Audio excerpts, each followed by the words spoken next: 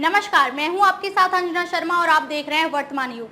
तो आइए शुरुआत करते हैं आज की खास खबर से। यात्रियों की सहूलियत पर सरकार का फोकस। वैष्णव ने कहा 10,000 सामान्य कोच कर रहे तैयार। आम यात्रियों को सहूलियत देने के लिए रेलवे अपने बेड़े में AC 1, AC 2 या AC 3 के बजाय जनरल डिब्बे बढ़ाने पर अधिक ध्यान केंद्रित कर रहा है। रेल मंत्री अश्विनी वैष्णव ने बुधवार को लोकसभा में कहा, हमारी योजना जल्द ही रेलगाड़ियों में 10,000 सामान्य कोच जोड़ने की है। दिसंबर के अंत तक ऐसे 1,000 डिब्बे जोड़ दिए जाएंगे। इसके लिए विशेष कदम उठाए जा रहे हैं। अश्विनी वैष्णव ने रेलवे संशोधन किया पेश। वैष्णव ने लोकसभा में बुधवार को रेलवे संशोधन विधेयक पेश किया। इस पर चर्चा के दौरान वैष्णव ने कहा कि मोदी सरकार गरीबों के कल्याण के लिए समर्पित है।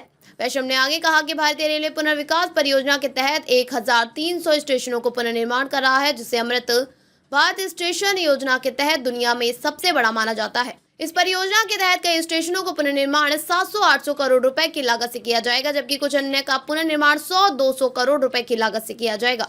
रेल मंत्री ने कहा कि सरकार का जो रेलवे के नेटवर्क में विस्तार, पटरियों को दोहरीकरण, विद्युतीकरण पर भी है। तकनीक के इस्तेमाल से दुर्घटनाओं की संख्या बहुत कम हुई है। रेलवे में करीब 1 लाख महिलाएं, 2,037 लोको पायलट।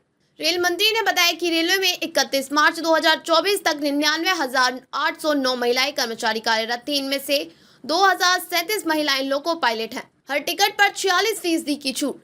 विपक्ष ने बुजुर्गों सहित कई वर्गों को मिलने वाली सब्सिडी फिर शुरू करने की मांग की है। इस पर वैष्णव ने बताया कि रेलवे की ओर से सभी श्रेणी यात्रियों को हर साल 56,993 करोड़ रुपए की सब्सिडी दी जाती है। इसमें प्रत्येक टिकट पर 46% की छूट भी शामिल है। अगर टिकट की कीमत 100 रुपए है तो रेलवे इसके लिए सिर्फ 54 रुपए लेता है। यह सब्सिडी भविष्य में जारी रहेगी। रेलवे बोर्ड अधिनियम और बोर्ड का होगा एकीकरण।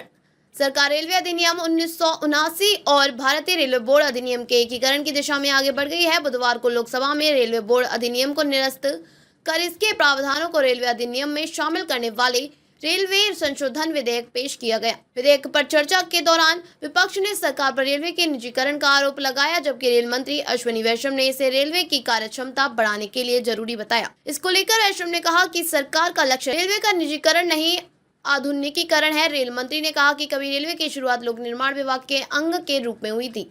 अब यह देश की यातायात का प्राणवायु है। इसकी कार्यक्षमता और बढ़ाने, आधुनिकीकरण करने के लिए दोनों अधिनियमों का एकीकरण जरूरी है। यह पहले ही हो जाना चाहिए था। खबरों में अब तक के लिए बस इतना ही। फिर होगी आपसे मुलाकात कुछ ऐसी ही खास खबरों के साथ। तब तक के लिए नमस्कार और देखते रहिए वर्तमान युग।